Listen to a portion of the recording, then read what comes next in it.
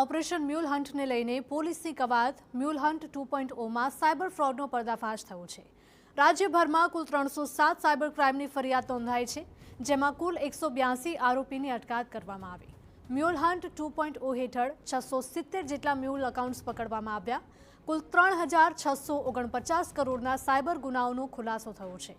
Mule હન્ટમાં 1.0માં 2289 કરોડના cyber ફ્રોડનો પર્દાફાશ થયો હતો।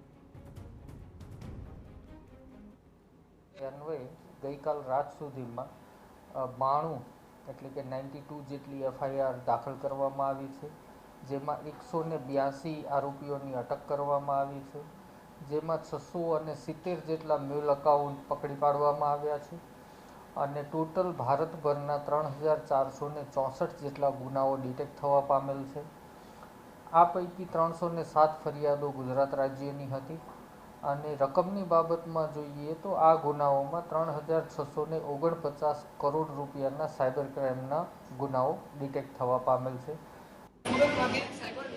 2 દિવસ પહેલા ડેપ્યુટી સીએમ હર્ષ સંઘવીએ બેઠક બોલાવી હતી, જેમાં ઓપરેશન મ્યુલ હન્ટ 2.0ને લઈને યોજના કરવામાં આવી હતી, જે બાદ સાયબર ક્રાઇમ એક્શનમાં આવી અને સમગ્ર ઓપરેશન પાર પાડ્યું હતું।